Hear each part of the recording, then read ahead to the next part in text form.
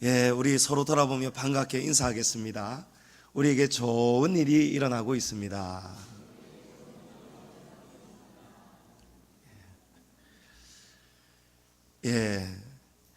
이스라엘이 실제 역사 속에 430년 동안 나라를 잃어버리고 이집트, 애굽이죠. 성경에서 애굽에서 종살이를 했습니다. 이때 이스라엘 백성들의 꿈에도 소원은 나라를 되찾는 거였습니다.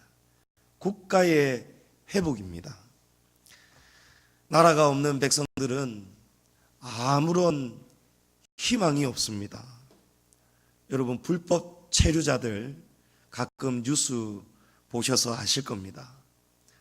불법 체류자들은 불법으로 그 나라에 있기 때문에 의료보험도 보장을 받지를 못합니다. 그래서 아파도 병원을 못 가는 것이죠. 월급을 적게 받아도 항변할 수가 없습니다. 심지어 월급을 못 받아도 법에 호소할 수가 없습니다. 왜냐하면 본인은 지금 불법으로 이 나라에 거주하고 있는 사람이기 때문입니다.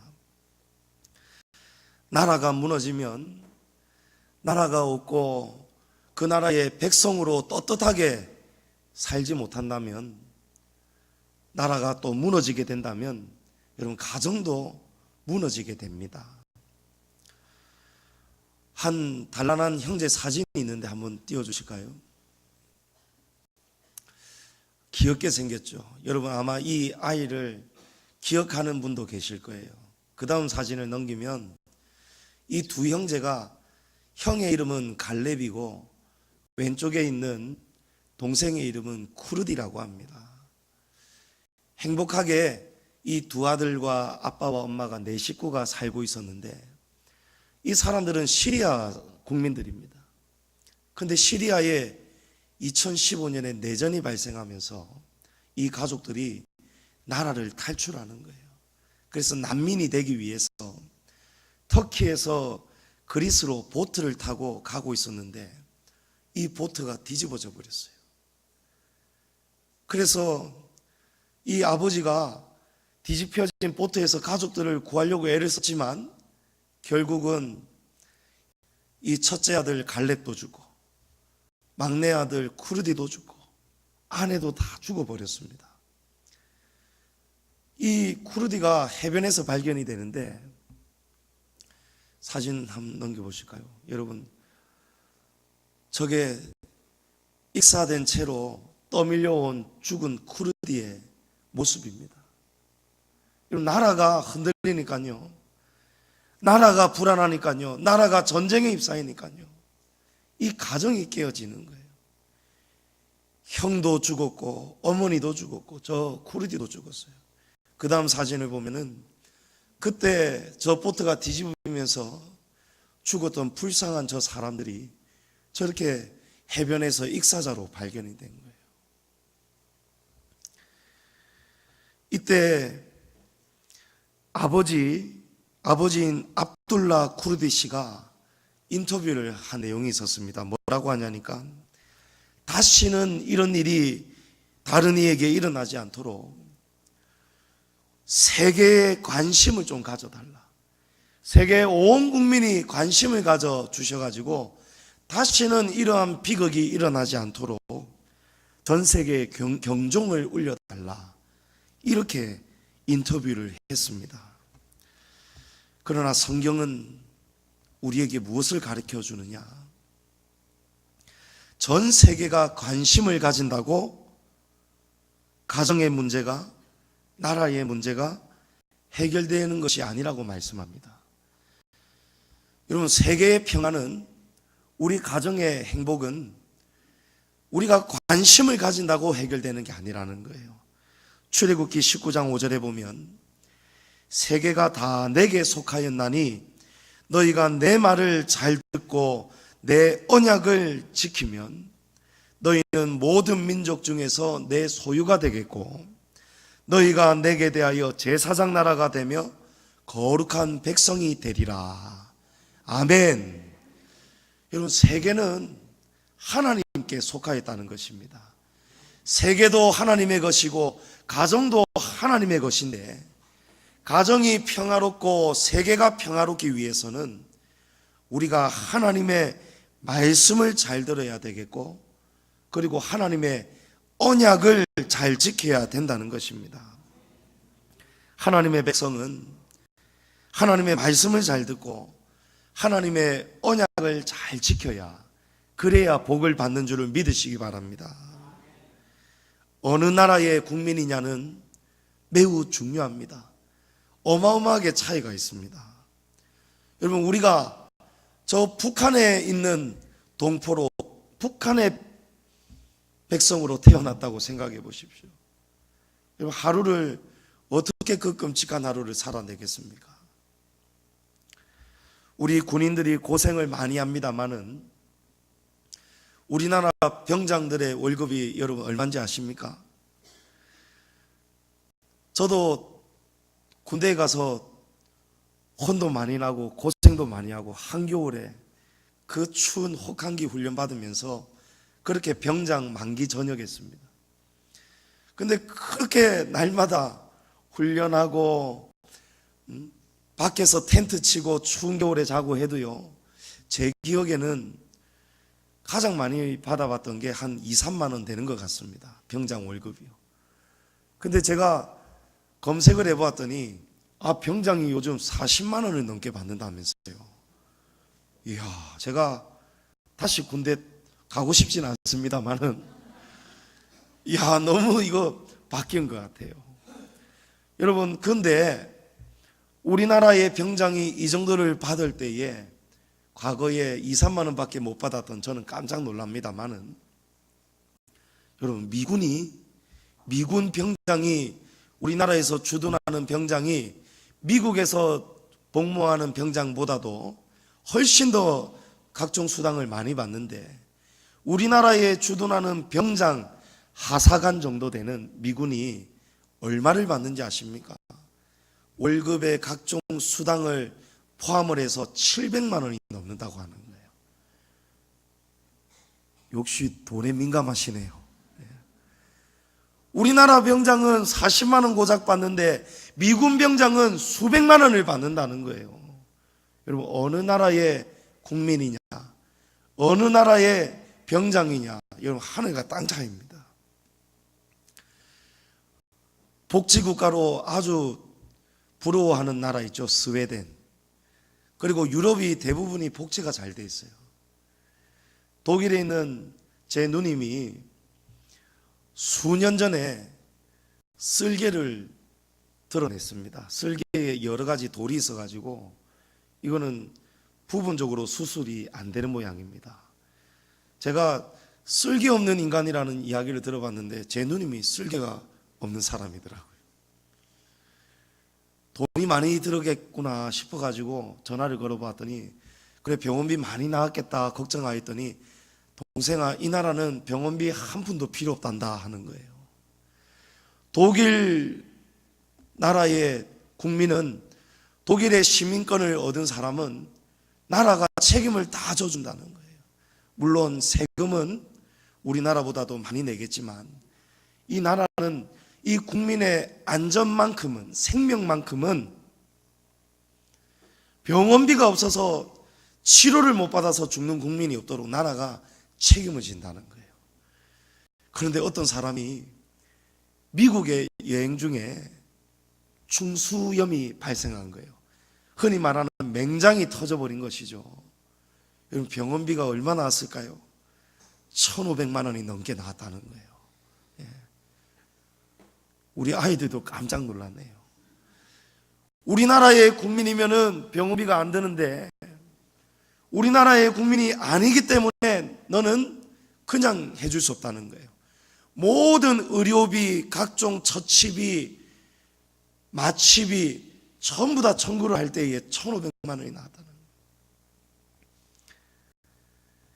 하나님의 나라는 세상의 그 어떤 복지국가보다도 세상 위에 있는 천상의 나라입니다. 그렇다면 우리가 하나님 나라의 백성으로 누리는 복은 얼마나 대단하겠습니까? 비교할 수가 없겠죠. 아멘이십니까? 계시록 21장에 보면 천국에 관한 말씀이 있습니다.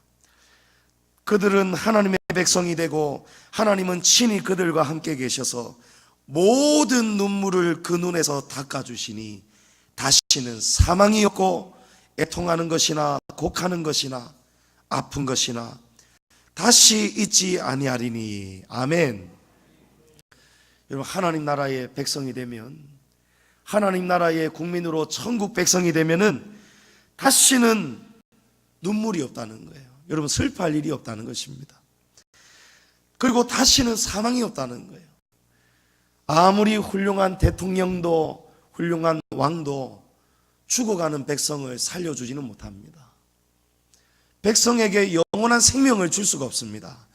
그러나 온 우주를 다스리시는 가장 지존하신 왕, 우리 하나님 아버지는 저와 여러분에게, 하나님의 백성들에게 영원한 생명을 주신다는 것입니다.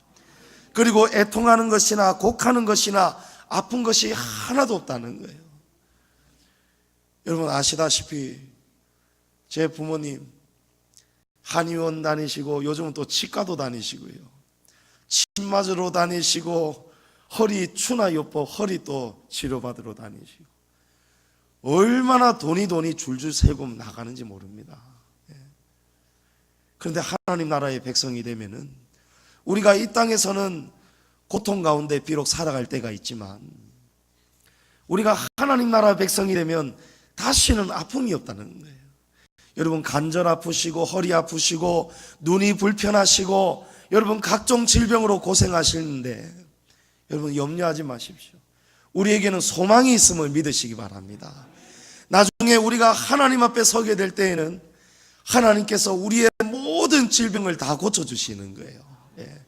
우리의 늙어 병든 몸도 주름도 다 펴지고 이팔 청춘의 가장 쌩쌩하고 아름답고 건강한 그 모습으로 우리가 하나님 나라의 백성이 되어서 영원히 천국에서 우리가 산다는 것입니다. 그러려면 우리가 무엇을 잘해야 되느냐? 세계가 다 내게 속하였나니 너희가 내 말을 잘 듣고, 아멘. 그리고 하나님의 언약을 잘 지키면은 그래야 우리가 하나님 나라의 소유된 백성이 된다는 것입니다. 여러분 하나님의 말씀 잘 들어야 되고요, 그리고 하나님이 주신 언약을 잘 지키라는 거예요. 하나님이 주신 언약은 바로 우리가 오늘 십계명을 교독한 것처럼 두 돌판에 하나님이 직접 새겨주신 10가지의 계명입니다. 십계명은 1계명부터 4계명까지는 하나님 사랑에 대한 말씀입니다. 하나님을 사랑하고 섬기는 법에 관한 계명이고, 그리고 5계명부터 마지막 10계명까지는 이웃 사랑에 대한 법입니다. 하나님의 약속의 계명 중에 이웃 사랑에 관한 첫 번째 계명이 무엇이냐? 바로 내 부모를 공경하라는 거예요. 내 부모를 공경하라는 것입니다. 이웃 사랑에 관한 계명들 중에서 부모를 공경하는 것이 가장 중요한 첫걸음이라는 것입니다. 우리 오늘 어린이날이고 또 주중에는 어버이날이어서 오늘 우리 어린이들이 이 예배에 참석하고 있고 이 앞자리에 앉아 있습니다. 우리 어린이들이 이 말씀 잘 들어야 돼요. 목사님이 인자해 보이고 선생님들이 암만 여러분을 사랑해도 예배 시간에 여러분이 하나님이 지금 보이지 않지만 이 자리에 계시기 때문에 우리 어린이 친구들이 하나님을 예배하지 않고 딴짓하고 장난치는 것은 그는 하나님 앞에서 죄입니다. 그는 해서는 안 되는 행동이에요. 약속할 수 있겠어요? 이제부터 하나님이 지켜보고 있고 우리 어른들이 여러분 우리 교회 학교에서 잘 배우고 있나 보고 계시다는 거예요. 여러분 하나님께서 하나님에 관한 명령 다음으로 10계명 중에서 나머지 계명 중에서 가장 처음으로 주신 계명이 내 부모를 공경하라는 거예요. 우리 어린이들, 내 부모를 공경하라 무슨 뜻이에요? 응? 우리 조이채 어린이 모처럼 불안한데 뭐라고 하는데 제가 한번 들어봐야겠어요. 한번 일어나 보세요. 크게 한번 이야기해 보세요. 부모님을 공경하라가 뭐라고요? 부모님 말씀 잘 듣는 거. 예. 한 60점 주면 좋겠어요. 예. 나머지 40점을 알려면 오늘 말씀 잘 들어야 돼요. 나중에 집에 가서 물어볼 거예요. 왜 하나님께서는 부모님을 공경하는 법을 이웃 사랑의 첫 계명으로 주셨을까? 여러분 아십니까? 이웃 사랑의 계명 중에 여러 가지 계명이 있는데 그 중에서도 왜 내 부모를 공경하라 이 말씀을 가장 이웃 사랑의 첫 계명으로 주셨는가? 부모를 사랑하고 공경하는 자식은 살인하지 않습니다. 부모를 사랑하고 공경하는 자식은 간음하지 않습니다. 부모를 사랑하고 공경하는 자식은 도둑질하지 않고 이웃에 거짓말하지 않습니다. 이웃의 것을 탐내지 않습니다. 왜 그럴까요? 나로 인해서 나 때문에 부모의 근심이 될 수 없기 때문에, 나 때문에 부모의 얼굴에 먹칠을 당하도록 내가 그렇게 살 수 없기 때문에, 나로 인해서 우리 부모님의 명예가 더럽혀지면 안 되기 때문에, 부모님을 귀하게 여기는 자식은 나머지의 계명을 어길 수가 없는 것입니다. 진주 방화 살인자 안인득 씨 실물도 공개가 다 되어서 여러분 아실 거예요. 이 안인득 씨한테는 70대의 노모가 있습니다. 이 70대 노모가 유족들에게 이루 말할 수 없이 죄송하다는 거예요. 그리고 국가가 우리 아들에게 가장 강력한 엄벌을 내려달라고 호소하면서 이 가족들이 이 어머니의 근황을 전하는데, 어머니가 충격을 너무 받아서 사건 당일부터 아무것도 마시지도 못하고 드시지도 못하고 겁이 나서 죄송해서 밖으로 나가실 수도 없다는 거예요. 여러분, 이 자식이 어떻게 부모를 공경한다라고 이야기할 수 있겠습니까? 어떻게 부모에게 불효 중에 불효를 저지른 이 자식이 어떻게 이 땅에서 잘되고 장수할 수 있겠느냐 말이에요. 오늘 말씀은 우리가 땅에서 잘되고 장수하는 복을 받으려면 두 가지를 기억하라라고 말씀합니다. 그 첫 번째가 뭐냐? 부모에게 순종하라는 것입니다. 이것이 옳다고 말씀합니다. 여러분, 성경이 우리에게 이것이 옳다라고 말씀합니다. 이것이 왜 옳은가? 우리는 하나님 말씀 앞에 이것이 왜 옳은지 물을 자격이 없는 사람이에요. 왜냐하면 이 법을 정하신 분이 세계를 창조하시고 다스리시고 우리 인간의 모든 생사복을 주관하시는 하나님께서 이 법을 만드셨다는 거예요. 하나님께서 이것이 옳다 하면 이것이 옳은 것입니다. 부모에게 순종하는 것이 옳다라고 하면 우리는 무조건 하나님 말씀에 옳은 대로 부모님께 순종해야 됩니다. 그러나 우리가 주의해야 되는 중요한 한 가지의 또 진리가 있습니다. 우리가 부모에게 순종하되 오늘 말씀에 보면 주 안에서 순종하라는 거예요. 여러분, 이게 아주 중요합니다. 우리가 불신자라도 부모에게 순종하면 이 땅에서 비교적 복을 받아 누리는 것을 우리가 볼 수 있습니다. 그런데 이 복은 진짜 복이 아니죠. 진짜 복은 영원한 것이 진짜 복입니다. 여러분, 잠시 반짝반짝 빛난다고, 금반지가 잠시 반짝반짝 빛난다고 그게 진짜인지 아닌지 우리 알 수 없습니다. 진짜 금인지 아닌지는 여러분 한번 깨물어 봐야 되죠. 깨물어 봐서 속도 진짜 금인지 봐야 되는 거예요. 겉만 빛난다고 진짜가 아닙니다. 이 땅에서만 잘 사는 것이 진짜 복이 아니라는 거예요. 영원히 잘 되는 것이 진짜 복입니다. 영원히 잘 되는 복이 되려면 우리가 하나님을 믿는 믿음 안에서 부모님을 잘 섬겨야 된다는 거예요. 그리고 하나님의 법 안에서 부모님을 순종해야 됩니다. 이 말씀은 다시 말해서 부모에게 순종하라는 것이 절대적인 진리가 아니라는 거예요. 조건이 있다는 것입니다. 부모에게 순종을 어떻게 해야 되느냐? 주님 안에서, 하나님의 법 안에서 부모님을 섬기고 부모님을 순종해라는 거예요. 예를 들어서 부모가 하나님을 우리에게 믿지 못하게 강요하는 거예요. 교회 다니지 말아라. 그리고 명절이 되고 기일이 되었을 때 제사상을 차리고 조상 앞에 절해라 라고 할 때에 우리가 그런 비성경적인 것을 부모가 우리에게 강요할 때, 그럴 때에는 하나님의 법이 부모님의 법보다 위에 있다는 것을 여러분 꼭 명심하시기를 축복합니다.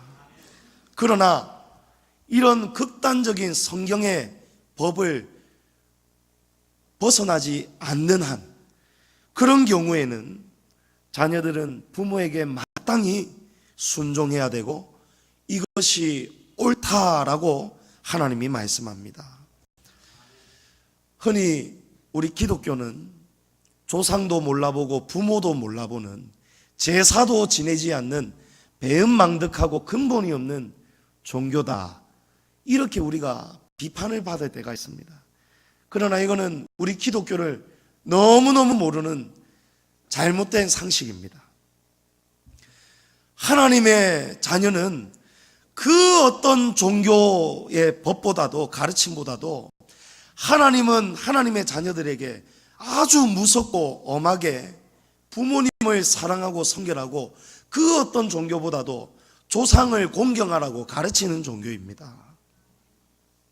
출애굽기 21장 15절에 보면 자기 아버지나, 우리 어린이들 잘 들으세요, 하나님께서 말씀하시는 거예요. 응? 우리 친구들, 목사님 말씀 안 들려요?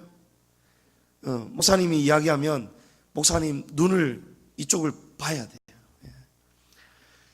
하나님 말씀이 성경 말씀에 무서운 말씀일 수도 있는데 한번 잘 들어봐요. 자기 아버지나 어머니를 치는 자는 반드시 죽일지니라 하는 거예요. 여러분, 이게 구약 시대의 실제 율법이었어요.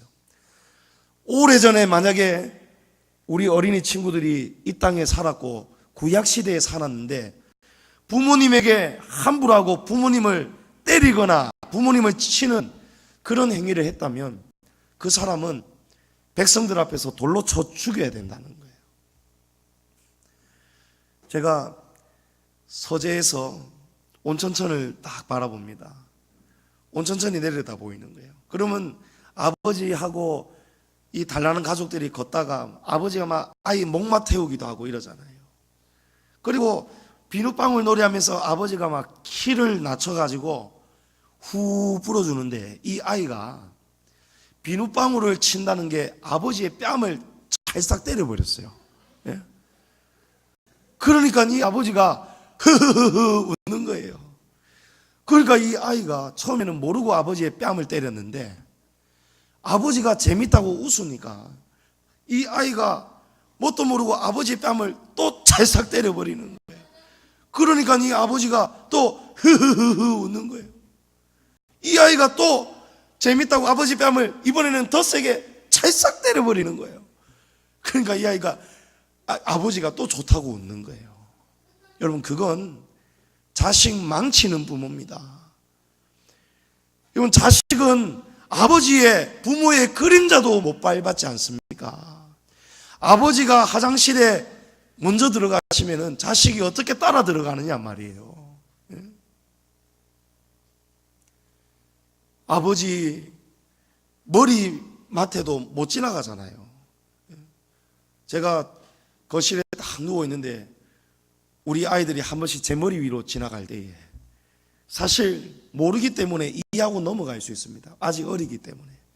그러나 진심으로 우리 아이들을 제가 사랑하기 때문에 제가 순간 발끈 일어나서 일부러 너 지금 뭐 하는 거냐? 어떻게 부모 머리 위를 이렇게 함부로 지나다니느냐? 못 배웠느냐? 그렇다면 배워라. 함부로 어른 머리 위에 지나다니면 안 된다. 부모 머리에 손을 대면 안 된다. 가르쳐야 됩니다, 여러분. 신명기 21장에는 사람에게 완악하고 패역한 아들이 있어. 패역하다는 것은 아무리 부모가 바른 길을 알려주어도 듣지 않는, 일부러 듣지 않고 반항하는 그런 사람이 패역한 자예요. 그런 아들이 있는데 그의 아버지의 말이나 그 어머니의 말을 순종하지 아니하고 부모가 징계하여도 순종하지 아니하거든. 그의 부모가 그를 끌고 성문으로 가라는 거예요.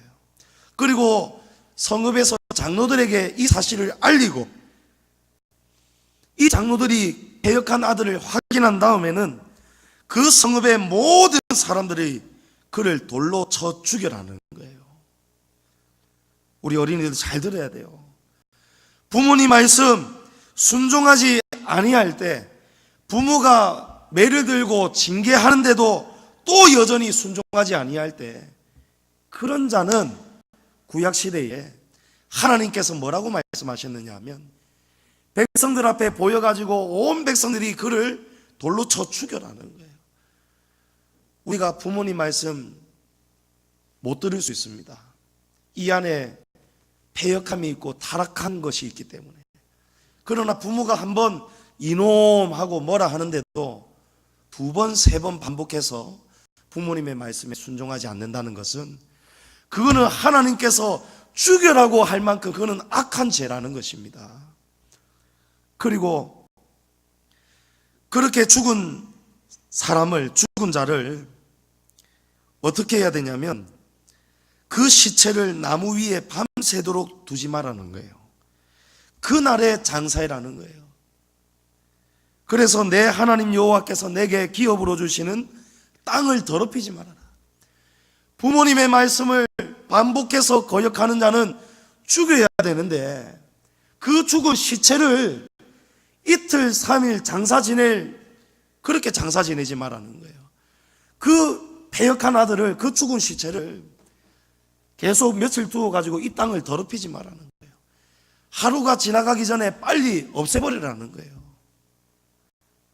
성경에 저주받은 자는 불에 태우지요. 없애버리라는 거예요. 그만큼 하나님은 이 땅을 귀하게 여기신다는 것입니다. 왜냐하면 하나님이 다스리는 땅이기 때문에. 하나님이 다스리는 땅 위에 있는 우리가 하나님의 땅을, 부모님을 순종하지 않는다는 것이, 부모님을 거역하는 것이 하나님의 땅을 더럽히는 것과 똑같다는 거예요.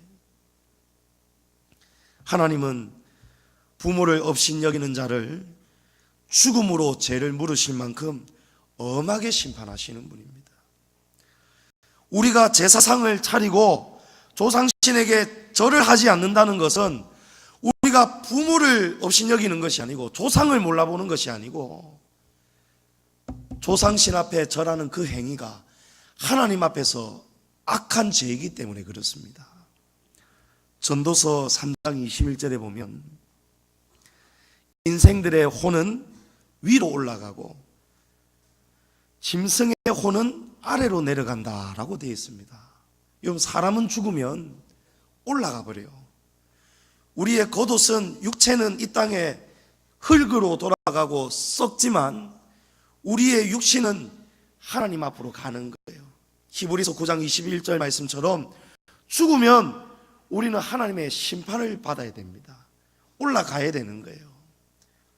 그리고 누가복음 16장에 보면 부자의 이야기가 나오는데 이 부자가 지옥에 가서 고통받으면서 보니까 나사로가 아브라함 품에 안겨 있는 거예요.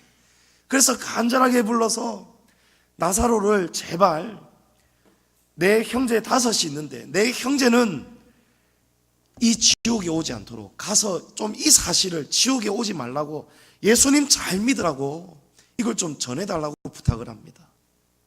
그때 아브라함이 뭐라고 하냐면 너희와 우리 사이에는 큰 구렁텅이가 있어서 우리도 너희에게 가고 싶어도 넘어갈 수가 없고 너희도 그곳에서 한 발자국도 빠져나올 수가 없다는 거예요. 그런데 어떻게 우리 돌아가신 부모님이 조상이 죽어가지고 영혼이 올라가서 지금 하나님의 앞에 지금 붙잡혀 있는 그 영혼이 어떻게 이곳으로 다시 내려올 수 있겠느냐 말이에요. 돌아가신 부모님이 조상님들이 길이 되었다고 제삿날이 되었다고 오셔가지고 제사밥을 먹고 여러분 그런 일이 있을 수가 없다는 것입니다. 어떤 사람이 제가 라디오에서 사연을 들었는데 아버지가 돌아가시면서 유언을 남긴 거예요. 아버지가 장남을 불러놓고 야야 요즘 시대가 변해가지고 뭐 세련되게 간다고 제사도 안 지내고 제사밥도 안 차리는 그런 집들이 늘어간다던데 내 너한테 분명히 이야기한다. 내가 제삿날에는 천하 없어도 내가 제사밥 먹으러 올 거니까 너 꼭 형제들 다 불러 모아놔라. 그리고 내가 올 때까지 꼭 기다려라. 내가 무엇으로 오든지 간에 내가 나라는 사인을 줄 테니까 그러면은 나인 줄 알고 그때부터 제사 지내면 된다 라고 했어요. 이 이야기가 딱 생각이 나가지고 장남이 아버지 돌아가신 날 형제 자매 다 모으고 밤 12시가 탁 되어가지고 제사상을 차리고 다 기다리고 있었어요. 아버지가 오실 때까지 기다리라고 했으니까 야들아 너 그 아버지 말씀 기억하지? 아버지가 반드시 오신다고 했다. 아버지가 어떤 모습으로 오든지 우리에게 사인을 주신다고 했으니까 우리 딱 기다려보자 하고 기다렸어요. 처음에는 기대감을 가지고 기다리다가 새벽 1시가 됐어요. 오빠야 아버지 언제 오시나? 아버지가 오실 생각이 없는 거예요. 1시 반이 되고 2시가 돼도 안 오시는 거예요. 형님 이러다 날 새겼어요. 그냥 막 우리끼리 절하면 안 될까요? 희한하네 그죠? 사투리가 전라도 나왔다가 이러네. 여러분 재밌자고 제가 하는 거예요. 그런데 이 아버지가 오신다고 했는데 안 오시니까 이 형이 안 된다. 아버지 말씀 기억하지 못하느냐 말리고 있는데 그때 갑자기 마당에 묶여있던 누렁이가 짖기 시작하는 거예요. 아이고 아버지 오셨다 아버지 오셨다 하고 막 누렁이가 아버지로 오신 줄 알고 막 나가가지고 막 누렁이를 얼싸안고 아버지하고 난리가 났다는 거예요. 그래가지고 그날 밤에 누렁이가 배가 터지도록 제사밥을 잘 먹었다는 거예요. 그리고 2번째 해가 됐어요. 2번째 해가 됐는데 너희들 작년에 아버지가 잠시 누렁이한테 들어가가지고 오신 거 봤지? 올해도 우리 잘 기다리자 하는 거예요. 올해도 아버지가 새벽 2시가 넘었는데도 오시지가 않는 거예요.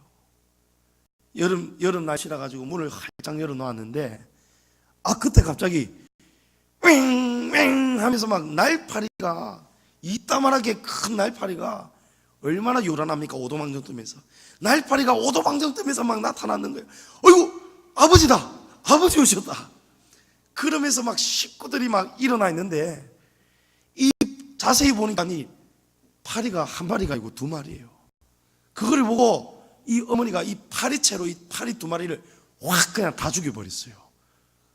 아들이 놀래가지고 어머니 아버지인데 왜 이러시냐고 이러니까 너희들 아버지 모르냐? 아버지는 평생에 성질이 들어버서 친구 한 명 못 사귀었단다. 그러니까 저거는 2마리가 왔으니까 너가 아버지일 수가 없다는 거예요. 여러분 사람은요 죽으면 못 돌아옵니다. 우리가 인간이 어리석어서 속고 사는 거예요. 조상신을 우리가 몰라보는 게 아니고 돌아가신 부모를 몰라보는 게 아니라는 거예요. 우리 기독교는 부모님이 돌아가시면 어떻게 합니까? 그날이 되면 온 식구들 모여서 하나님 앞에 예배하면서 돌아가신 부모님의 은혜를 기억하면서 지금 하나님 품에 계시는 부모님을 생각하면서 우리도 부모님 계신 천국 가기 위해서 하나님 잘 섬기자. 우리도 얼마나 부모님을 사랑하고 부모님 돌아가신 날을 잘 기억합니까? 여러분, 기독교를 오해하도록 두면 안 됩니다. 우리가 얼마나 하나님께서 부모님을 업신여기는 것을 죽음으로 물으실 만큼 하나님께서 자녀에게 엄하게 부모에게 순종하라고 하나님께서 가르치지 않습니까? 예수님도 여러분 사람으로 오셨을 때, 예수님도 이 땅에 육신으로 계실 때에 부모님의 말씀에 얼마나 순종하셨는지 모릅니다. 어느 날 예수님이 어린 시절에 절기가 되어서 명절이 되어서 예루살렘으로 올라왔을 때 예수님이 보이지가 않는 거예요. 그래서 부모님이 애타게 찾았더니 예수님께서 성전에 계셨던 것입니다. 그래서 부모님이 성전에 계신 예수님께 이제 다시 우리 집으로 돌아가야 되니 내려가자 할 때 누가복음 2장 51절에 예수께서 함께 내려가사 나사렛에 이르러 순종하여 받드시더라. 아멘. 부모님이 가자고 할 때 예수님이 따라가셨다는 거예요. 여러분, 예수님이지 않습니까? 하나님의 아들이시며 메시아의 권위를 가지신 예수님께서도 이 땅에 육신으로 계시는 동안에는 땅 위에 부모님의 말씀에 그 권위에 순종하고 따르셨다는 것입니다. 사랑하는 성도 여러분, 부모님도 사람인지라 때로는 우리가 장성해 가면서 부모님의 모순이나 실수를 보게 될 때도 있습니다. 어느 유명한 여자 트로트 가수는 모 방송에서 자기 어머니의 잘못을 고발하면서 어머니를 공개적으로 비난하고 연을 끊어버렸다라는 것을 제가 본 적이 있습니다. 우리 성도는 이렇게 살면 안 됩니다. 부모님이 잘못하실 수도 있고 부모님이 때로는 자식에게 되돌릴 수 없는 상처를 주실 수도 있습니다. 그러나 그렇다고 자식이 부모님의 연을 끊어버리면 안 되는 거예요.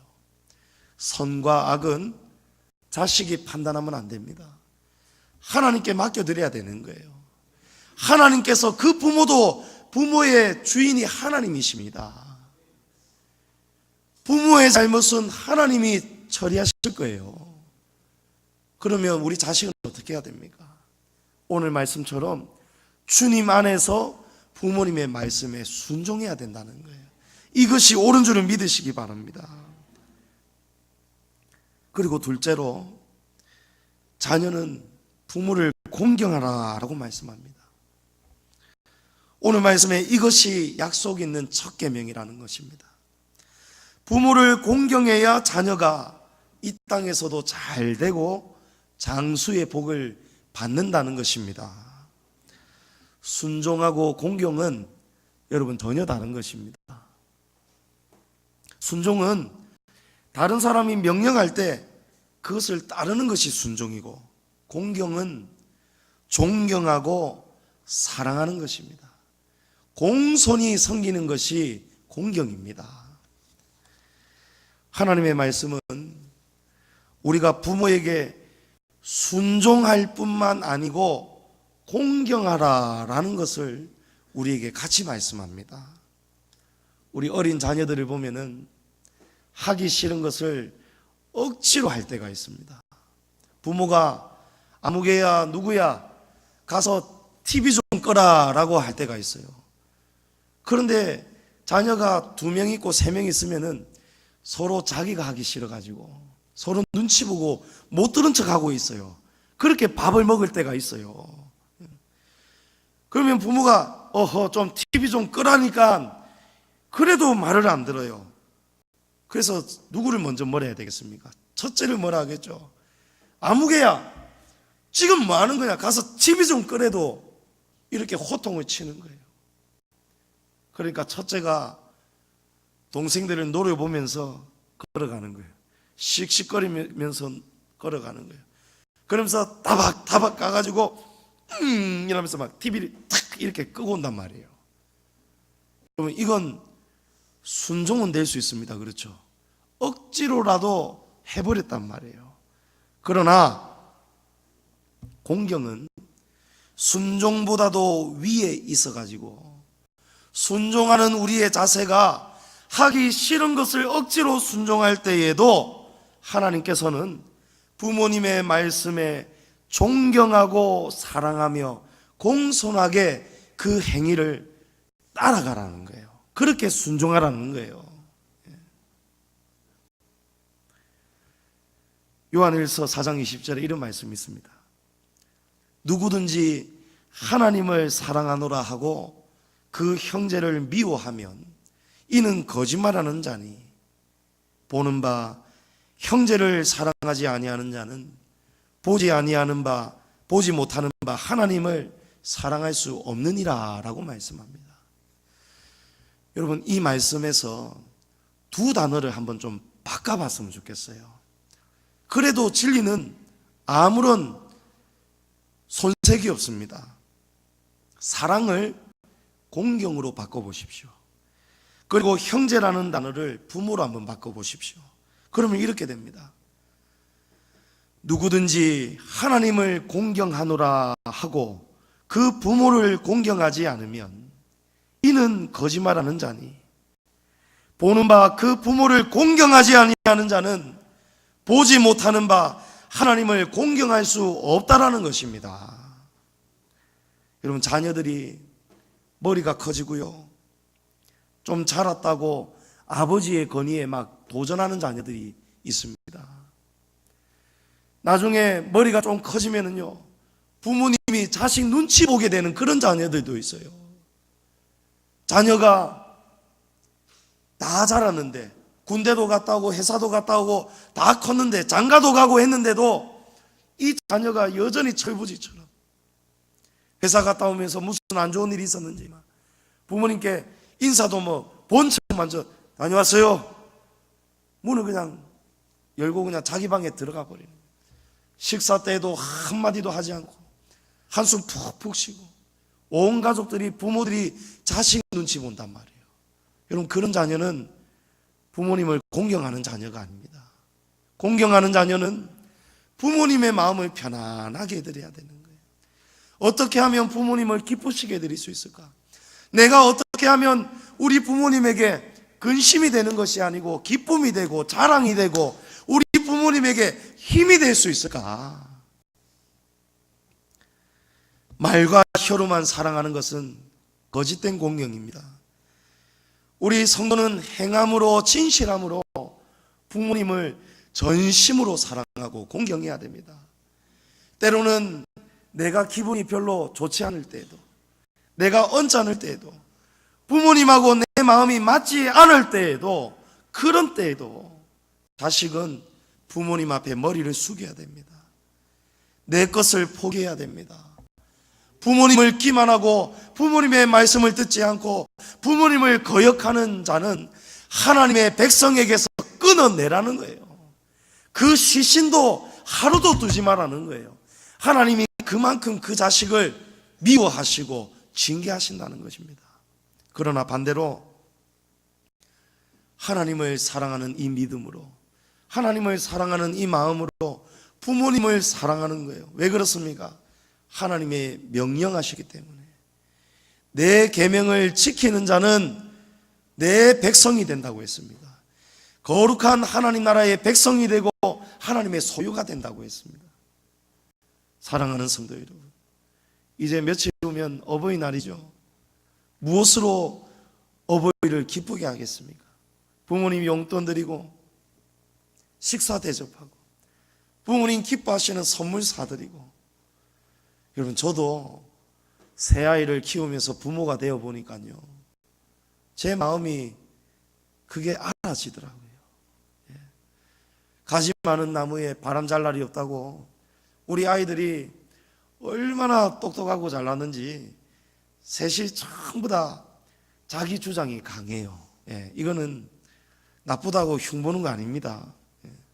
하지만 그 모습을 옥신각신하고 막 그 모습을 보는 부모의 마음은 한쪽에서 그 마음이 드는 거예요. 그래서 제가 며칠 전에 이랬어요. 얘들아, 며칠 지나면 어버이날이 될 건데, 그럴 때 너희가 색종이도 줬고 뭐 어떻게 해서 너희가 부모에게 가슴에 카네이션 너희 달아주려고 할 건데, 그 카네이션 달아주는 것보다 아빠의 마음은 너희가 서로 사랑하고 서로 용서하고 이해하고 그렇게 사는 게 정말 아빠의 마음은 기쁘단다. 이 이야기를 제 입에서 흘러나오더라고요.